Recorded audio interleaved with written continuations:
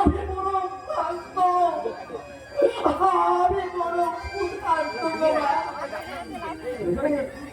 তুই কেটে মা, সেই ভাগ্য হারাকে তুমি তুমি খেতে দেবে মা। আপনার খিদে পেয়েছে? আপনি একটু দাঁড়ান, আমি আপনার জন্য খাবার নিয়ে আসছি। একটা প্লেট রয়ে গেছে আমার। খাবো, আমি আমি পেট ভরে খাবো। কতদিন আজ খাইনি, কিন্তু কিন্তু রিয়া আমার কুকুর শোনা আমার কোনোদিন কি আমার কাছে ফিরে আসবে না। আমার কুকুর শোনা না না না না, এই সময় নষ্ট করলে হবে না। এই রিয়াজ করে কুকুর শোনাকে কিনে দিতে হবে। আমি আমি যাই, আমি যাই।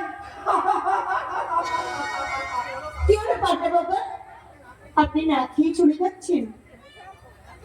হ্যাঁ, এই খাবো তো, আমি আজ পেট ভরে খাবো। কিন্তু কিন্তু আমার রিয়া কুকুর শোনা পাইতো, সেদিন যারা সহ্য করতে না পেরে তারা কেঁদে কেঁদে পথে পথে ঘুরে বেড়াচ্ছে। পান্ডা বাবা, কথা না পারি, তাড়াতাড়ি আপনি খাবারটা খেয়ে নিন। নিন, খেয়ে নিন পান্ডা বাবা। খাবার দাও মা, ঘর অন্নপূর্ণা আর ঘরে অন্য পাত্র নিয়ে দাঁড়িয়ে আছে। আমি কি তাকে বিমুখ করতে পারি গো? আমি তাকে বিমুখ করতে পারি? দাও মা, দাও। আপনি এখানে বসুন পান্ডা বাবা।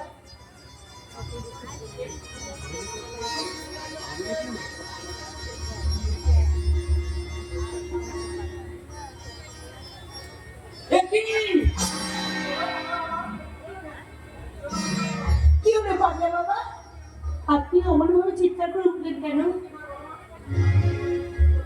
তুই সত্যি করে বল মা, তুই কে? কি তোর আসল পরিচয়? তুই সত্যি করে বল। আমি আমি এই মাটি মায়ের এক অবাঞ্ছিত সন্তান বাবা। বেরিয়ে আসছে এই সাহিত্যিক অপরাধ চৌধুরী জীবন অট্টালিকা থেকে ভগ্নস্তূপ থেকে বেরিয়ে আসছে প্রবল রক্তের ধারা। এসব আপনি কি বলছেন পান্ডা বাবা?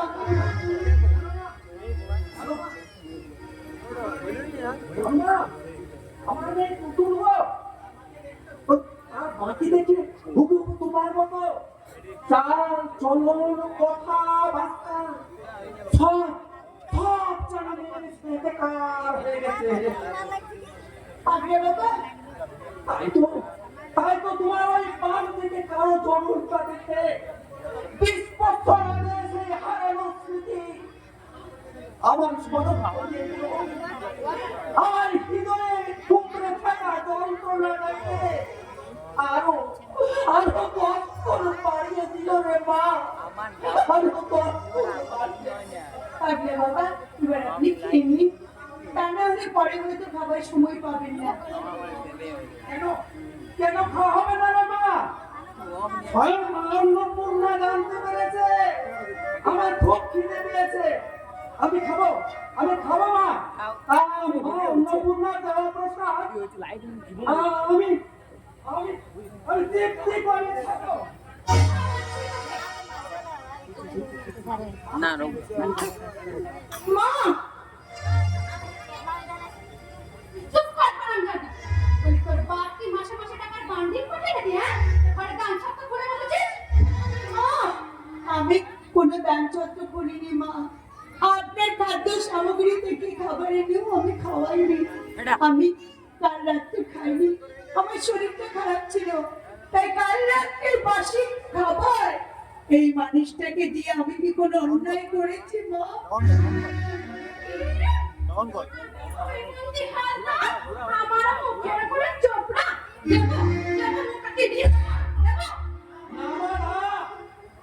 মা হয়ে মেয়ের প্রতি এই অপকার করবেন না মা। আমার মতো 100 লাখ টাকাকে দিয়ে সে যদি কিছু দোষ করে থাকে, সে অপরাধ করে থাকে, তাহলে আপনি আপনার দুটো দিয়ে আমার ঘরে মারুন মা। তবু ওই নিষ্পাপ মেয়েটাকে কথা রাখাতে আপনি জর্জরিত করবেন না মা, জর্জরিত করবেন না। কে তুই রে ভিখারি বাচ্চা? ভিখারি আমি সত্য গো মা, কিন্তু আমি ভিখারি তুমিও শুনে রাখো মা, উদারদের অন্য পাত্র পেয়ে নিয়ে মা হয়ে মাতৃত্বকে অবমাননা করে যে তুমি পাপ করে চলেছ, সেই পাপের ফল একদিন তোমার সরাসরি মুখে বেরিয়ে সেই দিন তোমার কোনো দেখা পাবে না তোমার।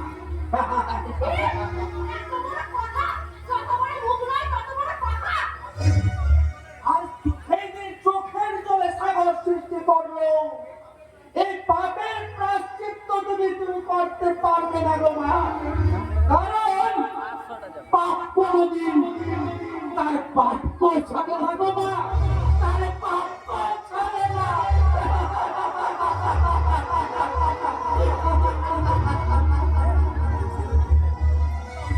এটা আমি কাটবো। কি? আমি হইমন্তি হালদার? আর দাঁড়া। দাঁড়াবো। সবকে একবার ঝেড়ে দিয়ে বিদায় করবো। এই,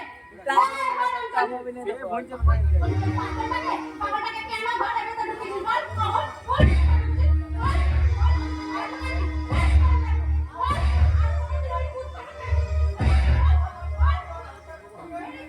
বল।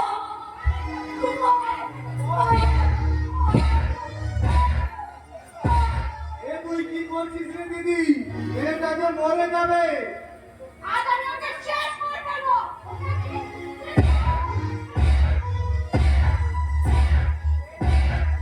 এই মুহূর্তে একজন বিনিয়োগী নবদম্পতি শাশুড়ির নির্মম অত্যাচার দেখে আমি আমার চরিত্র থেকে বেরিয়ে এসে একজন নাগরিক হিসাবে আপনাদের উদ্দেশ্যে বলছি, উপস্থিত দর্শক মন্ডলী এবং আমার ভক্তিমতী মা ও বোনদের কাছে আমার একান্ত অনুরোধ, নাটকের এই দৃশ্য দেখে যে কেউ শাশুড়ি হয়ে গৃহবধূর প্রতি এরকম আচরণ করবেন না, কারণ পরম পুরুষ ঠাকুর রামকৃষ্ণদেব বলে গেছেন যাত্রা থিয়েটারে লোক শিক্ষা হয়, তাই ভালো অংশ গ্রহণ করে মন্দ অংশ বর্জন করুন, তাতে সংসারের মঙ্গল হবে।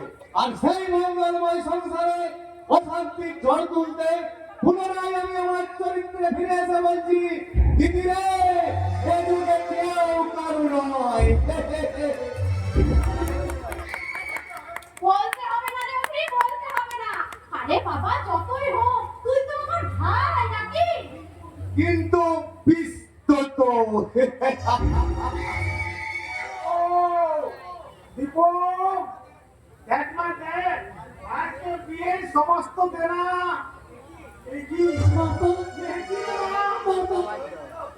কি হয়েছে? তুই কাঁদছিস কেন?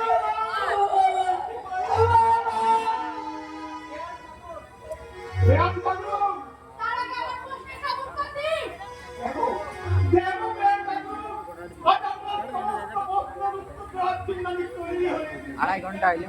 নিন জ্ঞান ঠাকুর, অনেক কষ্টে আমি এগুলো জোগাড় করে নিয়ে এসেছি, দয়া করে এগুলো গ্রহণ করে আমাকে ঋণ মুক্ত করুন। মানে কি নিয়ে এসেছেন? আপনার উপযুক্ত কিছু আনতে পারেনি জ্ঞান ঠাকুর, অনেক কষ্টে নগদ 20,000 টাকা আর ভরি দশেক সোনার গয়না আমি নিয়ে এসেছি। নিন। টাকা ঠিক আছে তোরে দিদি, শুনে দেখি। আরে মা, তোকে আর কষ্ট করতে হবে না, আজ আমি তোকে সঙ্গে করে নিয়ে যাবো রে মা। নিশ্চয়ই তোর শাশুড়ি আমাকে কতবার তো বাবাকে বিমুখ করতে পারবি না রে মা, বিমুখ করতে পারবি না। আরে ওরে, একবার তাড়াতাড়ি পুলিশে তাড়াতাড়ি খবরটা দে। কেন রে দিদি, থানায় ফোন করবো কেন? ওই চোরটাকে পুলিশের হাতে ধরিয়ে দেবো বলে।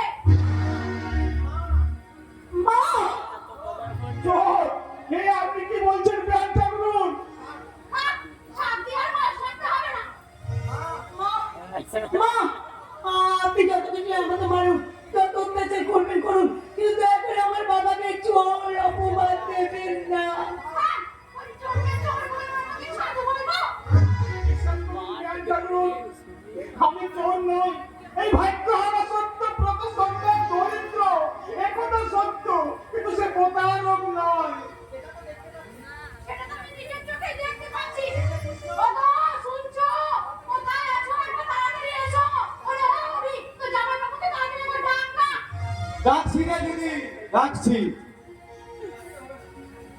ডাকতে হবে না হয় মন্ত্রী, ডাকতে হবে না। কি ব্যাপার হঠাৎ করে চিৎকার? ওগো, ওগো, তুমি আমাকে ক্ষমা করে দাও গো। এই দেখো, এই যে চুরি হয়ে যাওয়া জিনিসগুলো চোরটা নিয়ে গিয়ে এসে ধরা দিয়েছে। তার মানে হ্যাঁ, তোমার হাতে যে টাকা আর গয়নাগুলো চুরি হয়ে গিয়েছিল, এই যে চোরটা চুরি করে করে নিয়ে এসে যেগুলো দিয়েছে। এসব জিনিস তুমি কোথায় পেলে হয় মন্ত্রী?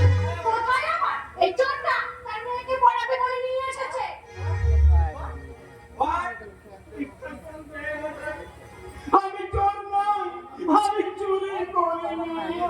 এমন এই ডলার হাল্লার মানে অন্যায়ের সঙ্গে আপোষ করে না আর করবেও না। আর এই মুহূর্তে আমি আপনাকে পুলিশের হাতে তুলে দেবো। এই মশাই, বাবা!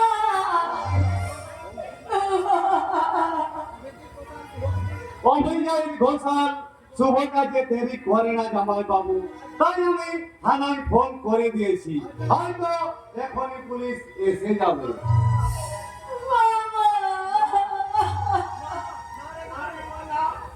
তুই আমাকে কষ্ট করিস না রে মা, আমি চোর, সত্যের পূজারি সত্যব্রত সরকার, আমি চুরি করে জীবন কেনা শোধ করতে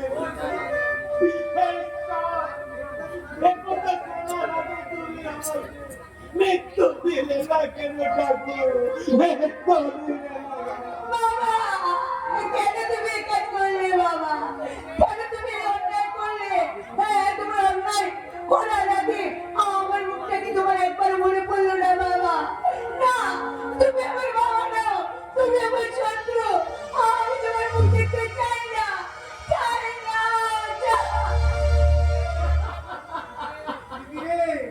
মেয়েটা বাবা চুরি করে রেখে ভয় পড়ে গেছে দেখে মেয়েটা যে কাঁদতে কাঁদতে বেরিয়ে গেল। যদি মুহূর্তের খেয়ালে কিছু একটা করে বসে তোর তো জেল হবে, তার সঙ্গে আমিও রেহাই পাবো না।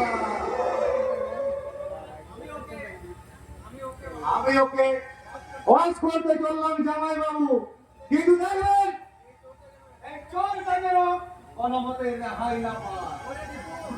পরে দিব, এরা সবাই মিলে আমাকে চোর সাজালো। তুই অন্তত ভাবিস মা, ওরাও আমার চোর নয়, সে চুরি করতে পারে না। কি ব্যাপার মিস্টার হালদার, হঠাৎ জরুরি ইনফরমেশন? বাবু, এই দেখুন আমাদের সেই চুরি হয়ে যাওয়া গয়না টাকাগুলো। হ্যাঁ, এই দেখুন চোরটা নিচে এসে ধরা দিয়েছে। দেখুন, দেখুন। ওই ওই দেখি দেখি, আজ তোর আমি ভবনীরা সাঙ্গ করেই ছাড়বো।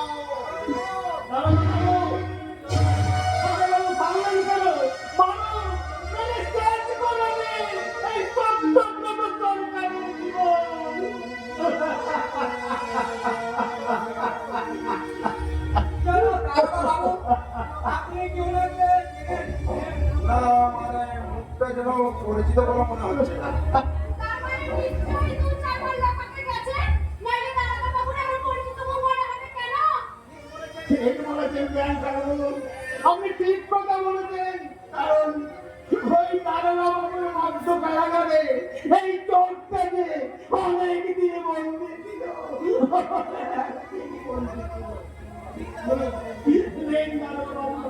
জানি না করে আমার হাতে আইনি শৃঙ্খলটা পড়িয়ে দিল। আসামিকে অ্যারেস্ট করো। ইন্সপেক্টর,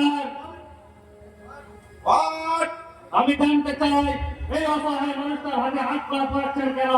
সেই কৈফিয়ত আমি আপনাকে দিতে বাধ্য নই। দিতে হবে ইন্সপেক্টর, কারণ আইনের ইউনিফর্ম যখন আপনার শরীরে আছে তখন নিশ্চয় এটা আপনার অজানা নয় যে প্রমাণের অভাবে হাজারটা যদি ছাড়া পেলেও একজন নিরপরাধ মানুষ শাস্তি না পায়, আর এটাই আইনের পরিকাঠামো হওয়া উচিত। তুমি কি বলছিস বাবা? বলে দাও মামা, ওই লোকটা বই তুমি তাকে সম্বোধন করছো, উনি আসলে তোমার পরম আত্মীয়। তাই আত্মীয়কে বাড়িতে ডেকে অসম্মান করে নিজের চরিত্রকে ছোট করো না মা। আমার সময় তাকে হাতে নাতে ধরা হয়েছে। তবু আমি তার উপরে চিৎকার করে বলতে পারি, বন্দির বাবা কখনো এমন জঘন্য কাজ করতে পারে না। গৌরব, আমি ভেবে পাচ্ছি না বাপি, তোমার মতো একজন উচ্চ ব্যক্তি সম্পন্ন মানুষ কিভাবে নিজের বিবেক মনুষ্যত্বকে বই দিয়ে কাপুল হয়ে গেল। ঠিক আছে mister Haldar, I am going now, কিন্তু 3 দিনের মধ্যে আসল কালপ্রিটকে আমি খুঁজে বার করব। আর একটা কথা, আপনার কথা মতো ওনাকে অ্যারেস্ট করে ওনার সম্মানহানি করলাম না, কিন্তু ওনার কাছ থেকে জবানবন্দি নেওয়ার জন্য ওনাকে একবার আমাদের সাথে থানায় যেতে হবে। পরমানন্দ, পরমানন্দ, ওনাকে আমাদের সাথে নিয়ে এসো। চলেন বড় কুটুম, গাড়িতে চলেন। নিশ্চয়ই জানো, তুমি যাওয়ার আগে একটা কথা বলে যায় বিআই মশাই, চন্দ্র সূর্য যদি শক্তি হয়, পৃথিবীর 33 কোটি দেবতা যদি শাস্ত্রবাদীর রাজ্য হয়, তাহলে আমি আবার আপনার কাছে এসে মাথা উঁচু করে দাঁড়াবো। তবে আসামি হয়ে কয়েকদিন কোথায় নয়, একজন সরল সরল নেই পরায়ণের বাবা এই জানে। চলে না না, আমার তো এই মুহূর্তে থানা যেতে হবে, আসল সত্যটা আমাকে জানতেই হবে। শুনে যা আমার কথা, শুনে যা। বলে তো যাবে হয় মন্ত্রী, কারণ পুলিশ সাক্ষী তো মাতালে হয়। না গো না, আমার গৌরবটাকে তুমি ভুল বোঝো না। আসলে আসলে ওই কাল লাগে নিজের নয়, হাতে করে ও আজকে এই কাণ্ড করছে। হ্যাঁ গো, ভাবছি মরেন হান্দারের চোখ কোনোদিন মানুষ চিনতে ভুল করে না। না না, আজ মরেন হান্দার কোনোদিন অন্যায়ের সঙ্গে আপোষ করে না, আর আজও করবে না। তাই গৌরব ফিরে এলে আমাকে সাক্ষ্যটা আমি জানিয়ে দেবো। হ্যাঁ গো, তুমি কি কথা বলবে? কি বলবো? ওই চোরের মেয়েটাকে ত্যাগ করতে হবে, নয়তো ওকে এই বাড়ির মা ত্যাগ করে চলে যেতে হবে। তুমি তুমি সত্যি কথা বলছো?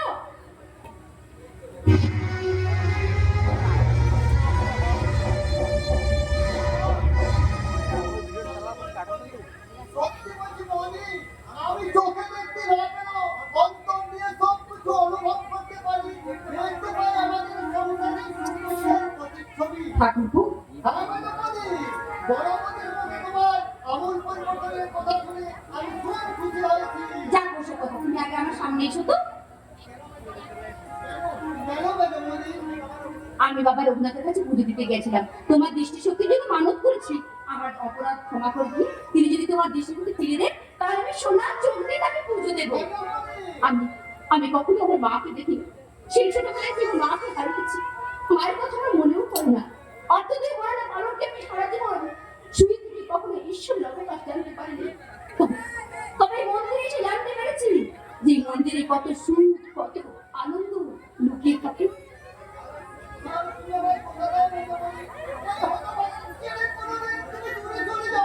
কথা দিলাম ভাই, সেই দিন আসার আগে যেন মৃত্যু হয়। এই সংসারে দেবতার মতো ভাসুর দেবীর মতো যা আর লক্ষণের মতো দুটো দেব, যারা আমাকে স্নেহ করে ভালোবাসে, তাদেরকে আমি কোনোদিনও ভুলতে পারবো না, কোনোদিনও না।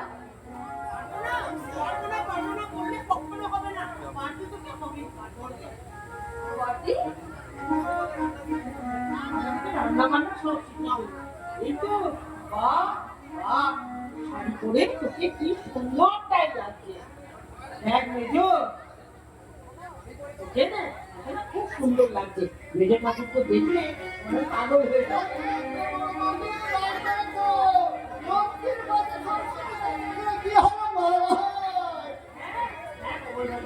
জানো, তোমার মেজো বৌদিকে না শাড়ি পরে খুব সুন্দর লাগছে।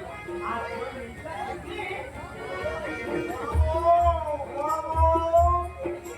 কি হচ্ছে? তোমার কপাল করে রক্ত পড়ছে কেন? ধরতে দাও, ওই পাপময় রক্ত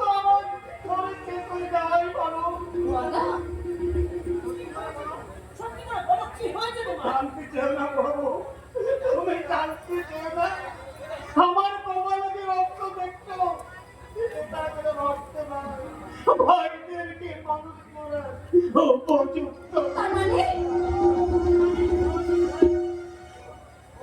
বল, বল জানোয়ার, বল। সত্যি কথাটা না বললে আজ তোকে মেরে আমি শেষ করে দেবো। আর না, আজ আমি তোমাদের কোনো কথা শুনবো না। আরে জানিস যে, সত্যি কথাটা না বললে আজ তোকে মেরে শেষ করে দেবো। বল, ওই টাকা সোনা তুই কোত্থেকে পেয়েছিস? বল তোর আসল কাজ কি? আমি বলছি বলটা, তবে আরেক ঘা যদি আমার এই শরীরে আঘাত করে, তাহলে তোমার ওই শরীরের পোশাক দূরের কথা, তার মানে যাবে তোমার সম্বন্ধ আমি রক্ষা করতে পারবো না। তোর সাহস কিন্তু সীমা ছাড়িয়ে যাচ্ছে প্রাণ। কিন্তু তার আগে আমার ধৈর্যের পথ অতিক্রম করেছে তোমার মতো খাঁটি পোশাকধারী রাজনৈতিক নেতাদের পায়ে মাথা বিক্রয়কারী অমানুষের চারজন। এই পোশাকটা শরীর উঠে আগে দিনগুলো মনে একটি বাড়ির জন্য ভেবেছে অভিযান যে দাদা বৌদি তাদের রক্ত জল করে আপনাকে অফিসার বানিয়েছে, তাদের জন্য আপনি কতটুকু বলেছেন? আপনি কতটুকু বলেছেন? কিন্তু আমি দিনের পর দিন ওই আমার এই রক্ত জল করে আমি নিজেকে কিন্তু আমার ওই দাদা বৌদির সম্মান রক্ষার্থে যখন দিনের পর দিন আমি ওই ইনকাম ট্যাক্স ইন্টারভিউতে বসেও কোনো ফল পেলাম না, তখন বাধ্য হয়ে আমি ইনকাম ট্যাক্স অফিসার পিবিএস হতে বাধ্য হলাম। আমি ধনীদের পর্যাপ্ত অর্থ ভান্ডার থেকে তাদের কি মানুষের ছেড়িয়ে নিয়ে ওই অনাহার কৃষ্ণ মানুষদের মধ্যে বিতরণ করতে শুরু করলাম। হ্যাঁ মোটামুটি তাদের তোমার ওই মেজ ভাইয়ের পুলিশ অফিসারের মতো মুষ্টিমেয় নেতাদের করুণা ভিক্ষা না পেলেও হাজার বেকার ভূমুক্ত মানুষের আশীর্বাদ তো পাবো, বর্দা আশীর্বাদ তো পাবো। আপনি করে বল প্রাণ, আমার মুখের দিয়ে তাকিয়ে বল আমাদের কাছে তো চাকরির কথাটা মিথ্যে, বর্দা মিথ্যে। তাহলে আমাদেরকে তুমি মিথ্যে কথা বলেছো? তাহলে সোনা, টাকা পয়সা চিন্তাই করে নিয়ে এসেছি।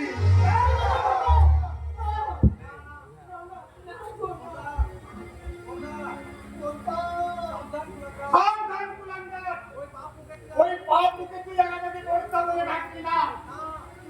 না বেরিয়ে যা কুলাঙ্গার, তুই আমার বাড়ি থেকে বেরিয়ে যা। কি বলছো তুমি এসব? কি বলছো? ঠিকই বলছি বড় বউ, ওকে তুমি বলে দাও ও তাকে এতদিন বর্দা বলে ডেকে এসেছে, সে মারা গেছে।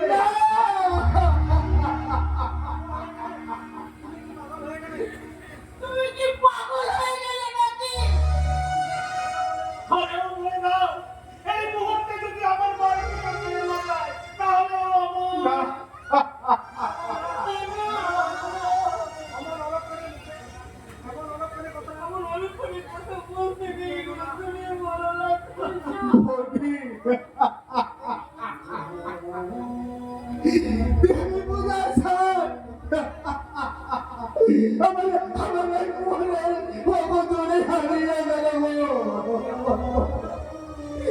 এই রথ কোনদিন বলবার কথা অমান্য করেনি,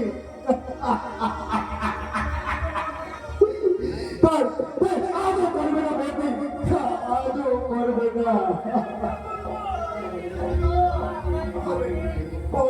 বর্দার আদেশ মাথায় নিয়ে আমি তোমাদের স্নেহ ছিন্ন করে চিরদিনের মতো বাড়ি ছেড়ে চলে যাচ্ছি, বৌদি চলে যাচ্ছি।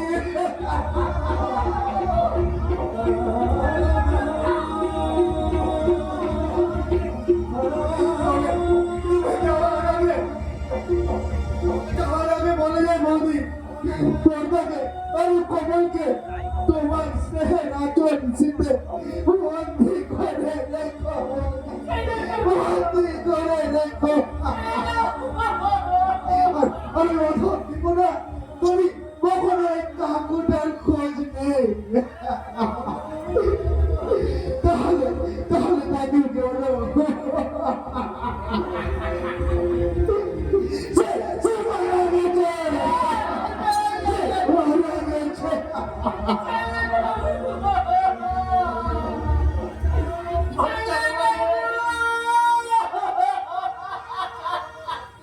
আচ্ছা বড় বউ, কাল কি সত্যি সত্যি বাড়ি ছেড়ে চলে গেল? জানি না, আমি কিচ্ছু জানি না। বৌদি, যাবেই তো বড় বউ, যাবেই তো। আমি যে তাকে দেখতে দিয়ে দাঁড়িয়ে দিয়েছি। বাবা, তুমি চিঠি পাঠাবে ফিরে দিয়ে এসো। আগে একবার দুপুরের রাজনীতি করে সুযোগ দাও। কারো সরকার কোনদিন সমাজ বিরোধীদের প্রশ্রয় দেয় না। তোমাদের আস্কারাতে যে ওরা যে এত বাড়ন্ত সেটা আমি পরিষ্কার বুঝে নিয়েছি। তুমি কাদের কি বলছো? ঠিকই বলেছি। হ্যাঁ, আরেকটা কথা বলছিলাম, তুমি পোশাকটা তাড়াতাড়ি চেঞ্জ করে রেডি হয়ে নাও, কারণ এক্ষুনি বেরোতে হবে। কোথায়? কলকাতার সল্টলেকের ফ্ল্যাটে না, এ বউ, আমার ছোটবেলার মতো চিৎকার করো না। তাছাড়া আমার একটা প্রেস্টিজ রয়েছে, সারাটা জীবনে গ্রামের মাটির বাড়িতে পচে থাকার জন্য আমার হয়নি। তুমি কি পাগল হয়ে গেলে? বেশি কথা না বাড়িয়ে তাড়াতাড়ি পোশাকটা চেঞ্জ করে জিনিসপত্র গুছিয়ে নাও, হাতে সময় খুব কম। আমি ভাবছিলাম কি দেবু, এইভাবে ঘরের লোকটিকে তুই নিয়ে গিয়ে সংসারের অমঙ্গল থেকে আনিস না ভাই। তোমার মতো একজন অশিক্ষিত ছোট লোকের মুখে আমি কেউরের বাড়ি শুনতে চাই না। ঠিকই বলেছে, ঠিকই বলেছে বড় বউ, হয়তো ঠিক কথাই বলেছে। কারণ ও যে এখন শিক্ষিত অফিসার, তাই ও আমাকে অশিক্ষিত ছোট লোক সম্বোধন করে কোনো অন্যায় করেনি বড় বউ।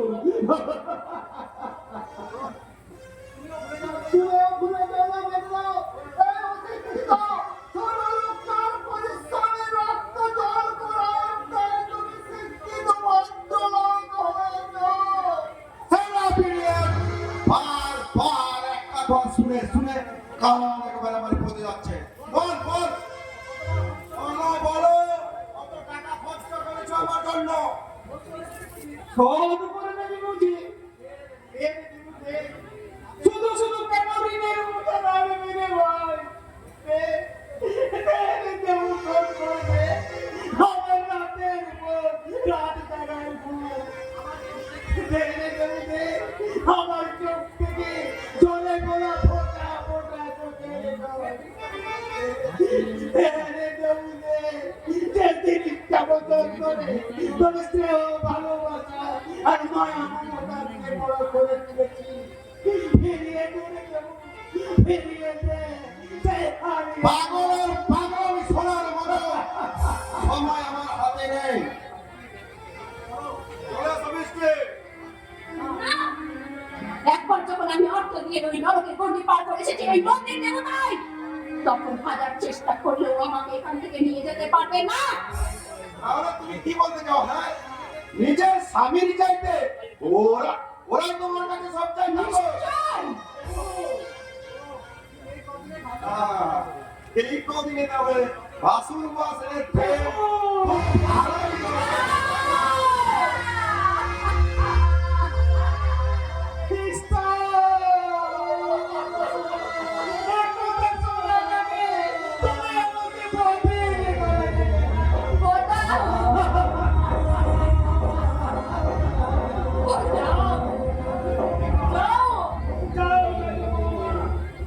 যাও। তুমি আমাদের ছেড়ে চলে যাও রে বৌমা, চলে যাও। ভাই ভাই, আমি তোমাকে কথা দিয়েছিলাম এই সপ্তাহ দিন আমি কোনোদিন যাবো না, কিন্তু আমি পারলাম না ভাই, আমি পারলাম না, আমাকে তুমি ক্ষমা করে দাও, আমি পারলাম না। কান কানানি বন্ধ করে চলে যাও।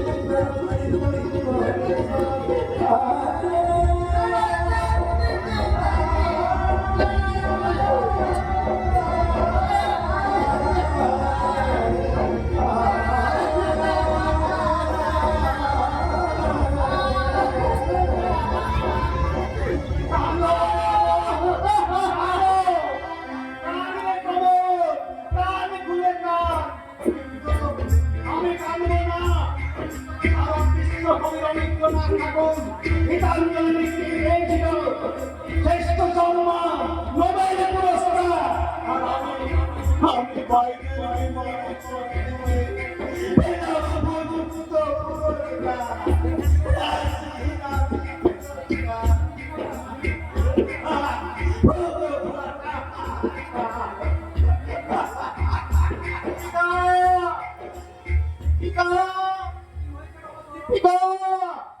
কি হয়েছে বাবা সৌরভ? তুমি আমার উদ্ভ্রান্তের মধ্যে ছুটে এসেছো কেন বাবা? কি হয়েছে বলো বলো বলো না বাবা, কি হচ্ছে? ও দীপিকা তাহলে এখানে আসেনি? তার মানে মানেটা আমি এখন উদ্ধার করতে পারিনি, আর আমি এখন আসি। তারা বলো না দীপিকার কি হচ্ছে? তুমি বলে দাও না, আমার তার সাথে সাথে চলে যেত না। তুমি বলো না সত্যি করে। এই মুহূর্তে আপনার প্রশ্নের উত্তর দিতে আমি পারছি না মা। তবে 7 দিন পর বাড়িতে ফিরে এসে শুনলাম বাবা গিয়েছিলেন দীপিকাকে এখানে নিয়ে আসতে। হ্যাঁ বাবা সৌরভ, আমি এক বুক আশা নিয়ে তোমাদের বাড়িতে আমার দীপুমাকে আনতে গিয়েছিলাম ঠিকই, কিন্তু সে তো আমার চোখে আসেনি বাবা। এখানে হয়তো আসেনি, কিন্তু দীপিকাকে আপনি এমন কিছু আঘাত দিয়ে এসেছেন যার ফলে আপনি বেরিয়ে আসার পর থেকেই কি হয়েছে আমার দীপুমা? দীপিকাকে খুঁজে পাওয়া যাচ্ছে না।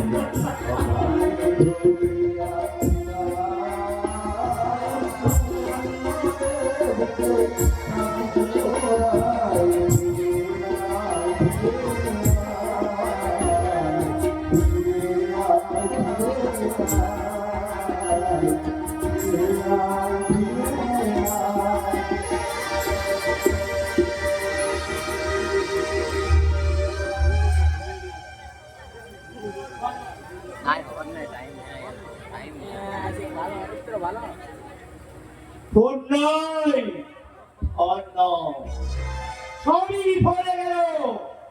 ইলেকশনে জনগণের রায় বেরিয়ে সরকার পক্ষ অনৈতিক মনে ওঠা রায়খানা করে কাজ বন্ধ করে দিল। সেই সঙ্গে আমার পুলিশ মন্ত্রী পদটা হাতছাড়া করে দিল।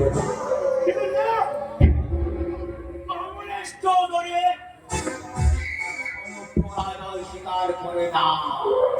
তাই ওই হোটেলকে অবলম্বন করে আমাকে এগিয়ে যেতে হবে আমার লক্ষ্য প্রতিষ্ঠানের পথে। কি সম্পাদনা দুষ্ট করতে ফ্যাক্টরি তৈরির কাজ কি তাহলে ভুল কদমে চলছে, তবে ফ্যাক্টরি তৈরির কাজ না সাহেব, চলছে স্টক তৈরির কাজ। তার মানে आप विश्वास करें साहब, उस समय टाइगर का साथ नमिता गुप्ता ভেঙে দেব টাইগারের মেরুদণ্ডটা আমি ভেঙে গুঁড়িয়ে দেব আর সেই সঙ্গে মিশিয়ে দেব সতী সাথী নমিতা গুপ্তর ইচ্ছা। থাকুন না স্যার, থাকুন না, আপনার ওই জোতা থাকুন না। কেন আমি স্যার আপনার কথা মতো হোটেলের গেটে ডিউটি করতেছিলাম, হঠাৎ একটা ঘুমাইয়া পড়েছিলাম। একটা গাড়ির আওয়াজের লেগে আমার ঘুমটা হঠাৎ ভাঙিয়া গেল। তারপর স্যার আর বেকারে সন্দেহ হচ্ছে, আমি শুইতে গেলাম ওই গোপন রুমে দিকে। কি আগে কি সাবি যেমনি লাগানো ঠিক তেমনি আছে, অথচ ঠিকঠাক গাড়ি খুলতাছে, কিন্তু গেট খোলা, বন্দিরা উঠা। পরমানন্দ এই হুজুর শুধু আমারে ধমকাচ্ছেন কেন? আমি তো হক কথাই বলতেছি। চুপ আমি ভেবে পাচ্ছি না বারবার কি ঘটনা ঘটে কি করে, কিন্তু আমি তো ভেবে পাচ্ছি সাহেব। আমারও মনে হইতেছে স্যার, সর্ষের মধ্যে ভূত আছে। ওই ভূতটারে যদি তাড়াতে না পারে, আপনার ভয়ঙ্কর বিপদ হইতে পারে। বিপদ বিপদ হতে আর বাকি কোথায় রে পরমানন্দ? কিন্তু ছলে বলে কৌশলে যেভাবে হোক এই রহস্যের উদ্ঘাটন আমাদের করতেই হবে। আমার 10 লক্ষ টাকা হাতছাড়া হয়ে গেল, কিন্তু আমি ভেবে পাচ্ছি না ভূপিন্দর সিং আজই লোক পাঠাবে একটি বাঙালি যুবতীকে নিয়ে যাবার জন্য। আজাচ্ছে সাহেব, যেমন করে হোক যেখান থেকে হোক আজ রাতের মধ্যে একটা বাঙালি যুবতী আমার চাই।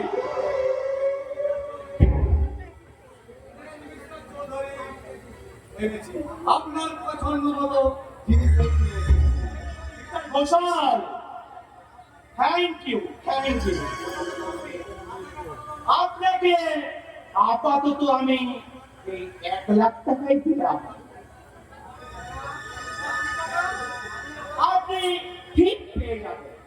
আপনি যখন সঠিক সময়ে সঠিক মাল এনে আমার ইজ্জতটা বাঁচিয়েছেন, তখন সঠিক সময়ে আপনি আপনার পারিশ্রমিকটা পেয়ে যাবেন।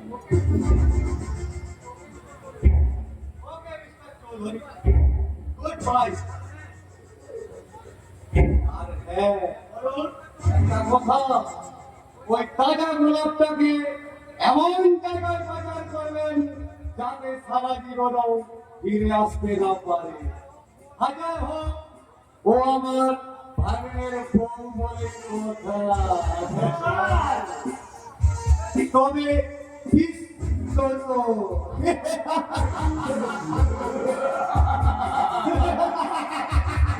হাসবি না, হাসবি না শয়তানের দল। হ্যাঁ, আমি একটা শয়তান।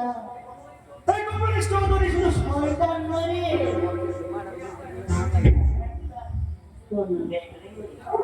এই ভয়ঙ্কর জগতে ওই কোষমুটিত চৌমুখ একেবারে চূর্ণ বিচূর্ণ করে দেবে।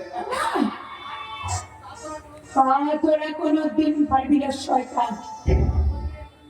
আমার শরীরে এক বিন্দু রক্ত থাকতে আমার সর্বনাশে উদ্যত হলে আমি তোকে কিছুতেই রেহাই দেবো না শয়তান, কিছুতেই না।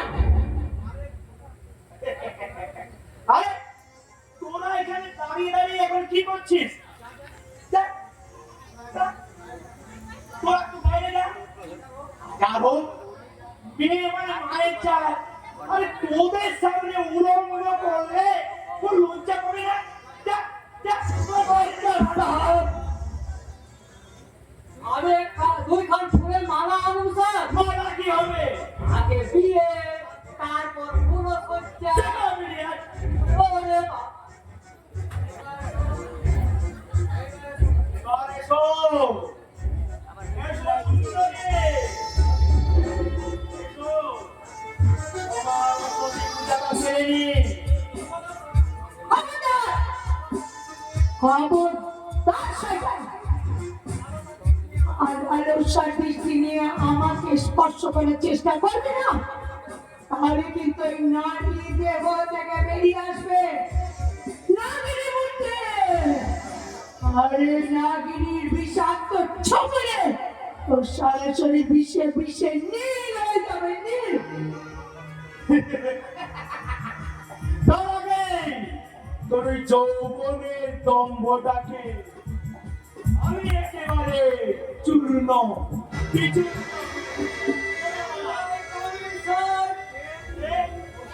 ও সিংহি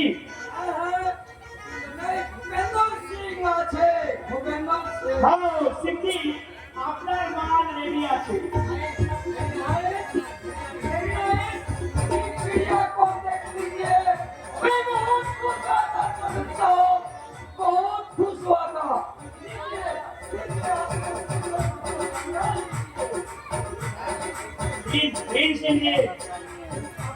সিংহি, আপনি আপনার মান নিয়ে এর মতো কাজ করুন, আমি আসছি এখন। तुमको आंखों में पानी कैसे सुंदरी? आइए, आइए मेरा दिल से पास आइए। না, না, না, আপনারা এভাবে আমার জীবনটাকে নষ্ট করে দেবেন না। দোহাই আপনাদের, আপনাদের পায়ে পড়ে नहीं सुंदरी, मैं तुमको नहीं छोड़े, मैं तुमको दिल से रानी बनावे, दिल उजाड़ करिए प्यार भी देवे। आइए, খবরদার জানো, दीपिका।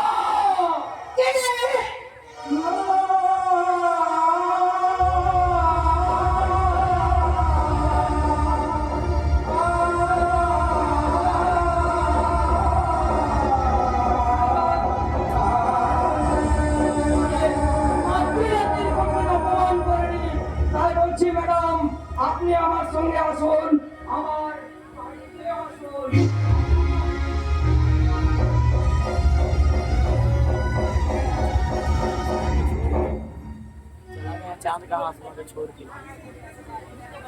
পাঠিয়ে দিয়েছি রে দিদি, পাঠিয়ে দিয়েছি, একেবারে আসল জায়গায় পাঠিয়ে দিয়েছি। এতক্ষণে হয়তো যৌবনের মশলা সাজিয়ে দাঁড়িয়ে পড়েছে শহরের অন্ধগলিতে। কিন্তু কিন্তু আমার যে ভীষণ ভয় করছিল অমিত, যদি ব্যাপারটা চারিদিকে জানাজানি হয়ে যায়। ওই কিসের রে দিদি, এই অভিজিৎ ঘোষাল রাজাকার করে না। তাই এই তো সবেমাত্র আসল কাজ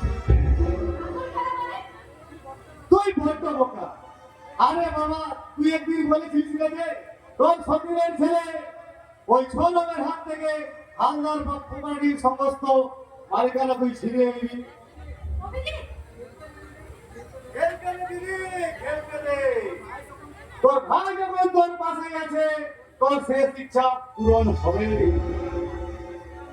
পেলাম না, শত চেষ্টা করো, দীপিকার কোনো আমি সন্ধান পেলাম না। তার জন্য তো ভেঙে পড়ার কি আছে তোর? ভগবান যা করে তা মঙ্গলের জন্যে করে। তাছাড়া ওই রকম চরিত্রহীন মেয়ে মামা, কথাটা অপ্রিয় হলো সত্যি। তাই যদি না হবে তাহলে কাউকে কিছু না জানিয়ে বাড়ি থেকে চলে যাবে কেন?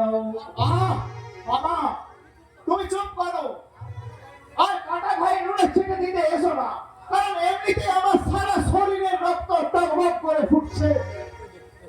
সময় হলে সব ঠান্ডা হয়ে যাবে রে ভাগ্নে, সব ঠান্ডা হয়ে যাবে।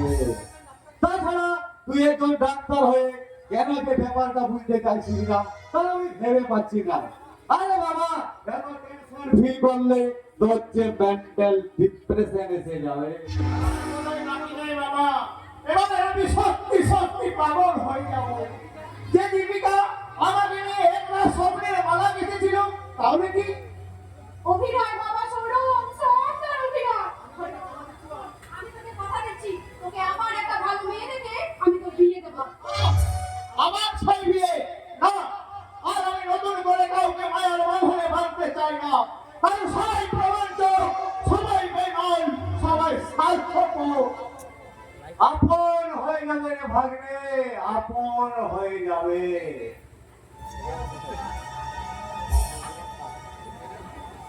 এই নে, এই ওষুধটা একটু একটু করে সবটা খেয়ে নিতে পারলে পৃথিবীর সবাই তোর আপন হয়ে যাবে।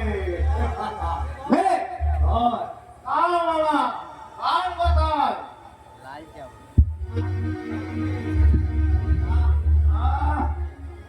পৃথিবীতে যদি আপন বলে কিছু থাকে, তো হচ্ছে মা। এ কোনোদিনও কারোর সঙ্গে বেমানি করে না, কোনোদিনও না। শোন খারাপ, শোন। বলো বাবা, বলো।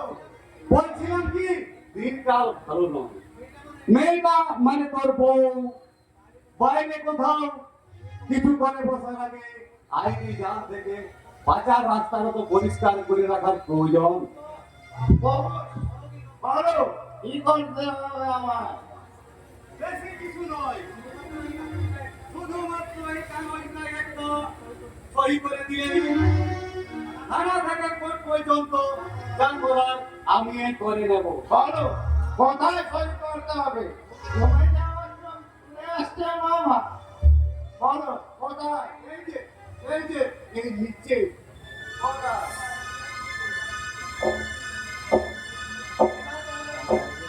এবার তাহলে আমি শুয়ে পড়ি মামা। ওই আর আমি এটা কেন কোনো দিনও এই বাড়িতে আসার সুযোগ না পাই। পাবে না, শুধু ওই কান লাগিয়ে ধরে তোর আমার কান লাগানো আমার বিরুদ্ধে বাজে ঘোরা করে দাঁড়াতে পারবে না। কারণ তোরা ঘোষ করে না ঘোরাটা আমি ফিরিয়ে দিলাম। অভিজিৎ, ভাই আমার। হ্যাঁ দিদি, অভিজিৎ ভদ্র বেশিক্ষণ খেলার মাঠে দৌড়াদৌড়ি করা পছন্দ করে না। তাই বাকি মাত্র তোর হাতের কয়েকটা সই, আমার সই মানে? মানে জলের মতো পরিষ্কার। তার রাস্তা যে উইলে কামালে ওর কাছ থেকে সই করেছিস, এই উইলের কলম অনুযায়ী এই হালদার প্রপার্টির মানে তুই। তাই নাকি রে ভাই? হ্যাঁ রে দিদি, হ্যাঁ। আর এই মাত্র সৌরভকে দিয়ে সইটা করালাম, সেটা হচ্ছে ওর নো অবজেকশন সার্টিফিকেট। ওরে, নিশ্চয় তোর মাথায় আরো বুদ্ধি নেই, আরো বুদ্ধি নেই। আমার সোনা ভাই, সোনা ভাই।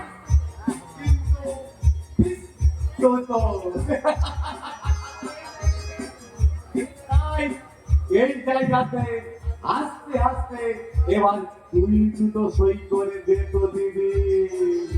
কিন্তু আমি আর একটা সই করবো রে ভাই। তোকে আমি কি বলেছিলাম না যে এই হাওড়ার বাড়ির সমস্ত প্রপার্টির মালিক আমি তোকে করে দেবো। আমার কথা মতো কাজ আমি ঠিকই করেছি।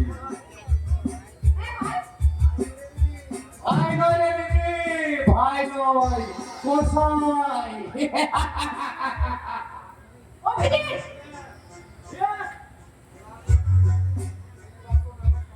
এইবার তোর নামের সমস্ত সম্পত্তি তুই আমার নামে করে দিবি।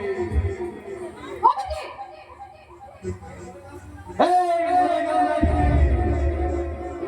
আমি তোর ভাই হলাম পিস পিস পিস তত। তাই ভাই আমার কথা বলা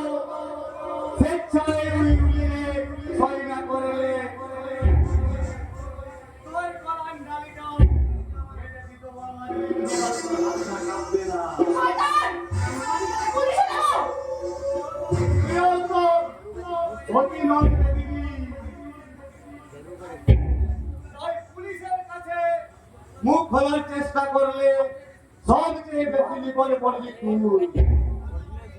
কথা না বাড়িয়ে ওই না করতে বলছি।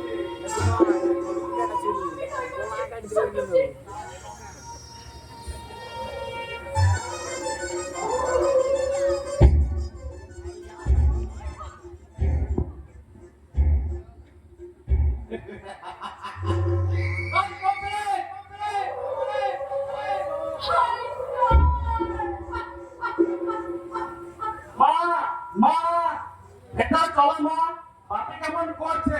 কি হলো মা, তুমি কাঁদছো? মামার চোখে মুখে হিংসাটা ছবি ফুটেছে, কি হয়েছে তোমার? এই শয়তানটা আমাদের সর্বস্ব নাশ করেছে বাবা। আমাদেরকে পথে বসাতে চলেছে বাবা। না, আমার বেতন থাকতে ওই সকলি মনোকামীরা হয়ে যাবে না। পিপিলিকার পাখা ধরে মরিমাত করে এখন আমি আসি রে দিদি। খারাপ রকম তোমার হাতে ওই খারাপ না দিয়ে তুমি এখান থেকে এক পাও এগোতে পারবে না।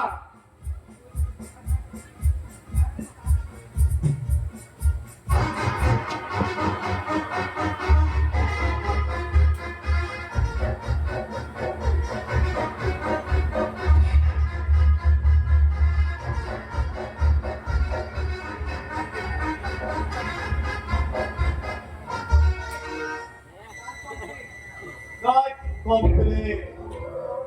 এভাবে সারা দামের মধ্যে কতগুলো মাংস টুকরো ঢুকে থেকে সরাসরি আমাকে অস্বস্তি করছিল।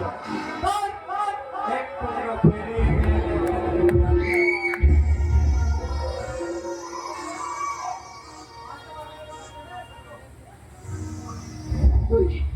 তুই বাঁচতে পারবি না শয়তান, তুই কিছুতেই বাঁচতে পারবি না। মায়ের কোল থেকে তুই সন্তানকে কেড়ে নিয়েছিস, তুই কোনোদিন শান্তিতে বাঁচতে পারবি না। মা হয়ে আমি যে মাতৃত্বের অবমাননা করেছি, নারী হয়ে আমি যে শাখা সিঁদুরকে অবমাননা করেছি, আমার স্বামীকে করে রেখেছি। মনুষ্যত্বহীন কাপুরুষ। তাই আমার জীবনের সমস্ত পাপের অবসান হতে আজ আমি তোকে নিজের হাতে হয় না বলছে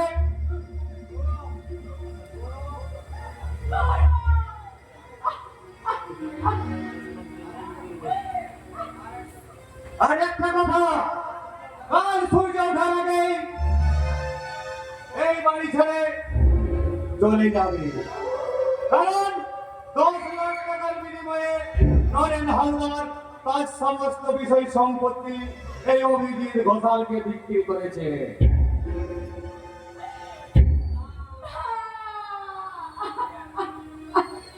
Yes!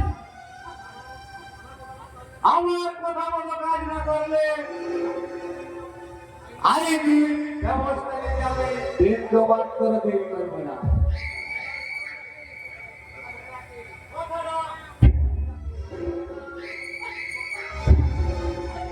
খোকা! আরে খোকা! তুই আমাকে একটিবার মা বলে ডাকতে খোকা। একটিবার মা বলে ডাক। না, না, না, না, আমি মানব, আমি রাক্ষসী, আমি মানব কলঙ্ক।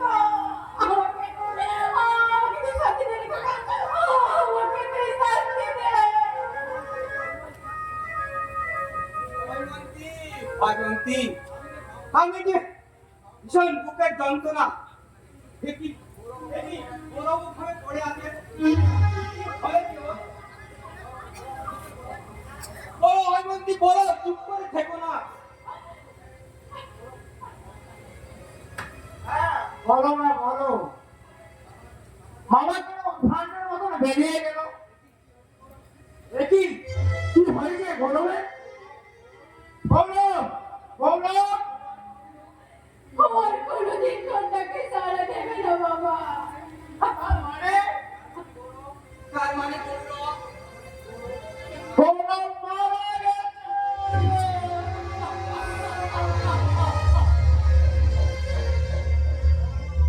বলো না, বলো। বলো, এবার চলো, সর্বনাশ কে ঘটিয়েছে?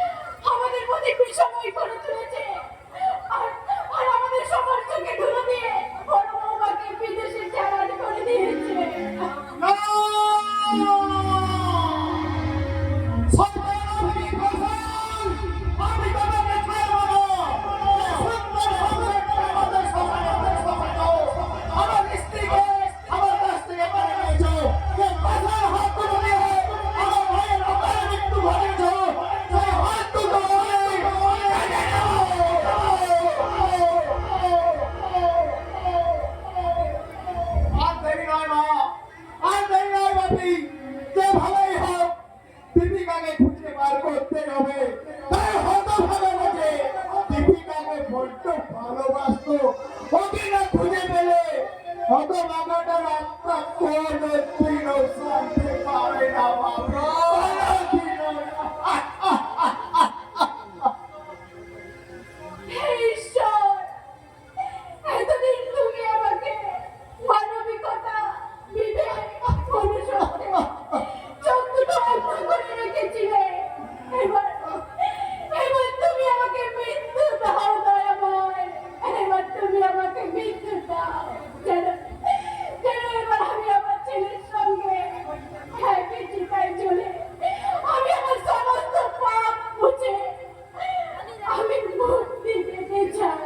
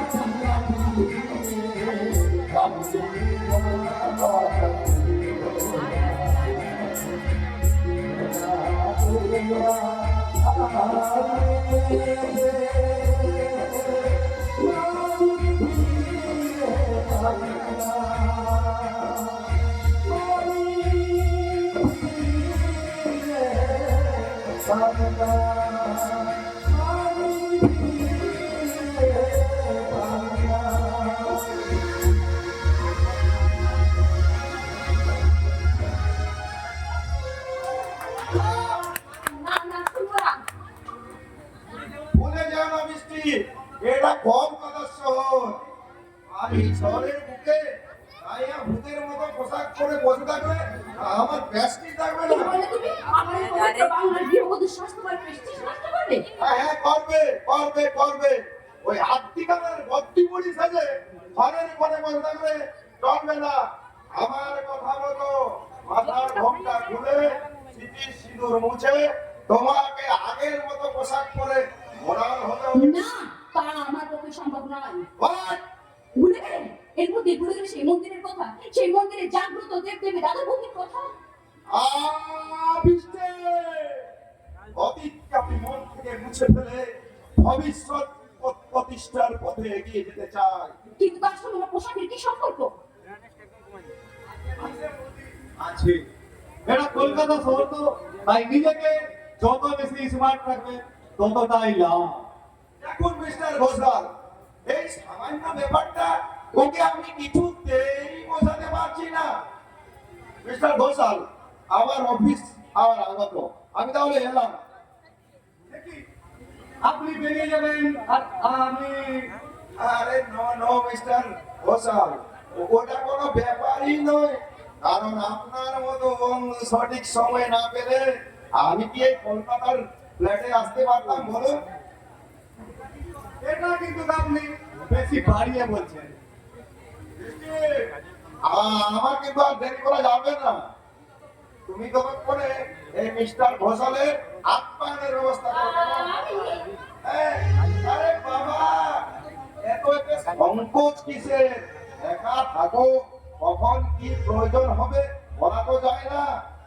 তাই তোমার যাবতীয় সুবিধা অসুবিধার কথা সব সলভ করে দেবেন mister Ghoshal. Thank you mister Sarkar. আপনি বসুন, আমি আপনার জন্য কফি বানিয়ে নিয়ে আসছি। না না বৌদি, এত ব্যস্ত হবেন না। মিস্টারের সরকারের কথা বাদেই দিন। যদি কিছু মনে না করেন তাহলে একটা কথা বলতাম। বলুন, কি বলবেন? আপনার মতো একটা হট বডি এই পোশাকে একদম মানাচ্ছে না। কি বলতে চান আপনি? তোমার মনে পড়ে মিষ্টি, এই যে তোমাকে ভালোবেসে কাছে ডেকেছিলাম বলে তুমি আমার শরীরে ছিটিয়ে দিয়েছিলে ঘৃণার ফুৎকার।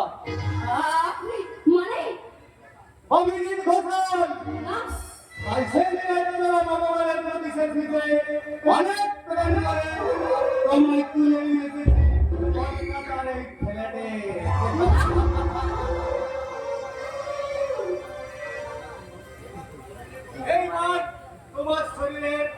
পোশাকগুলো একটা একটা করে খুলে নিয়ে তোমার রূপ যৌবনের অহংকার আমি চূর্ণ বিচূর্ণ করে খবরদার বেনার! ভুলে যাস না, আমি শাশ্বত নারী, চিরন্তন গৃহবধূ। তোরা নারীদের শহরের রূপ দেখেছিস, কিন্তু দেখেছিস তাদের এই লোকের তীরের রূপ। তারা তোদের মতো অসুরকে তখন তখন ধ্বংস করতে পারে।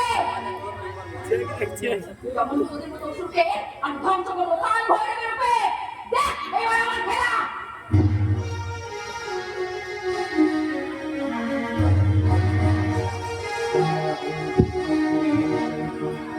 आगे रूपे नमस्ते नाम नमस्ते नमस्ते नमस्ते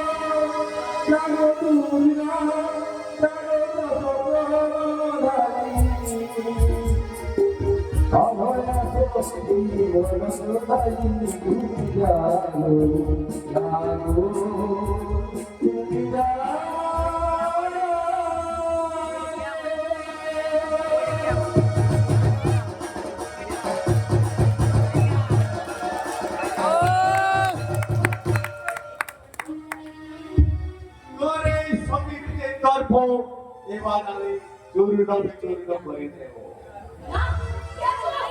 বাঁচাও! বাঁচাও আমাকে!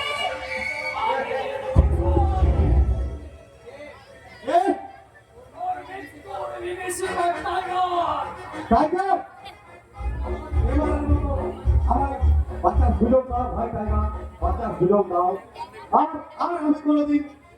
আমি কোনোদিন এই অভিজিৎ ঘটনা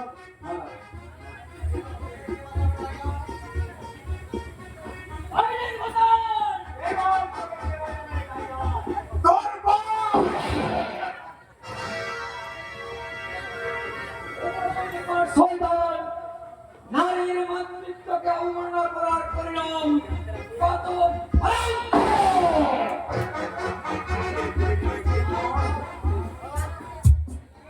কে আপনি দাদা? এই বিপদের দিনে আপনি আমার সম্পর্ক বাঁচালেন, কে আপনি? সে কথা পরে হবে ম্যাডাম, আপনি এখন আমাদের সঙ্গে আসুন। কিন্তু মৃত্যুর কোনো কারণ নেই, কারণ আপনার ওসি স্বামী ফিরে এসে দেখবে একে করির কাছে আমার দিদির কাজ। আপনার পাড়ের ঠিকানা ধরে পৌঁছে যাবে এই টাইগারের আস্তানায়। আমি ইয়েস আপনি এই মুহূর্তে আপনাকে আমাদের ভীষণ প্রয়োজন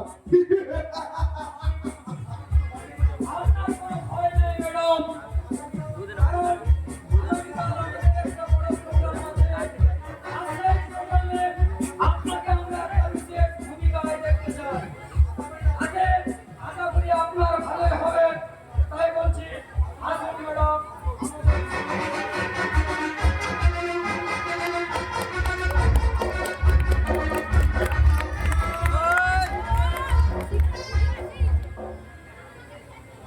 পালিয়ে যাবে কোথায়? আমার কেটে পালালেও কুকুর ছেড়ে পাওয়ার আগে আমি তাদের গুলি করে মারব। কিন্তু পরমানন্দ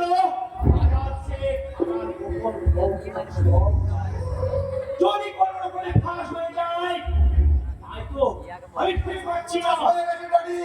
সর্বনাশ হয়ে গেছে মহা সর্বনাশ হয়ে গেছে সর্বনাশ, তার মানে আমি ডিউটি ফেলে ফিরে দেখি আমার ফ্ল্যাটে পড়ে রয়েছে ওই অভিজিৎ ঘোষালের ডাকবডি what? শুধু তাই নয় জানি বৃষ্টিও সারা রাত তার বাড়ি ফেরেনি তাই তো আমি এখানে এলাম বৃষ্টি এখানে এসেছে কিনা কি বলছো তুমি দেবব্রত? আমি ভেবে পাচ্ছি না আমার বিরুদ্ধে কোন চক্রান্ত কাজ করছে। আমার স্বপ্নের কুড়িগুলো একটা একটা করে বেইমানির মাটিতে খসে পড়ছে, কিন্তু না, এই কমরেশ চৌধুরী এত সহজে হার মানতে শেখেনি। কোনো কিন্তু নয় দেবব্রত, বৃষ্টি কেটে বেলায় হোক উদ্ধার আমাকে করতেই হবে। দেরি না করে এসো, এসো আমার সাথে। কোথায়? প্রথমে আইনি ডিপার্টমেন্ট যাও, ভবানী বন্দর, তারপর বিভিন্ন নারী পাচার চক্রের আস্তানা। কিন্তু 24 ঘন্টার মধ্যে একজন ত্রাস সৃষ্টিকারী ক্রিমিনালকে অ্যারেস্ট করতে না পারলে আমার চাকরি নিয়ে কারাগারি হয়ে যাবে। দেবব্রত, চাকরির আগে তোমার নিজের স্ত্রীর কথা বলা উচিত। কিন্তু আমার সব চাইতে আগে আমার ডিউটি, তারপর অন্য কোনো কথা। ভুলে যাবে দেবব্রত, আমার সামনে দাঁড়িয়ে কথাগুলো বলছো। বলিনি জানি আর ভুলবো না কোনোদিন। কারণ আপনারই কুপরামর্শে পড়ে আমি জীবনে যে অমূল্য সম্পদ হারিয়েছি, আর আমি ক্ষতি করবো না। What do you mean? I mean, আপনি